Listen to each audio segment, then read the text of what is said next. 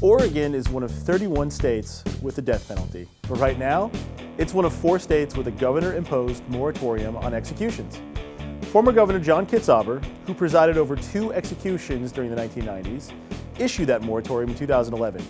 He reacted after inmate Gary Haugen volunteered to die in what his lawyer called a protest against the justice system.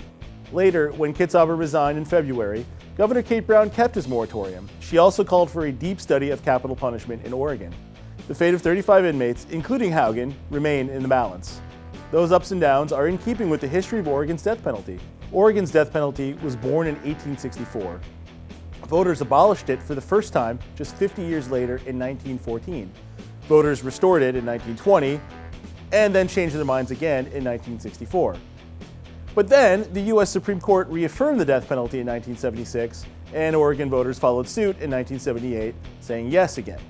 But that's not all. The Oregon Supreme Court cast the death penalty down in 1981, and Oregon voters brought it back again in 1984.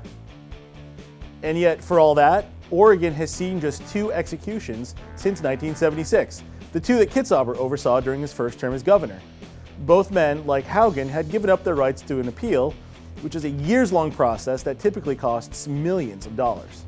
So how long can an appeal take? Consider this: 4 inmates have been on Oregon's death row since 1988. Haugen, after losing his right to volunteer, was back in court this summer trying to revive his appeal rights. But if he succeeds, it will still be years until he faces another death warrant.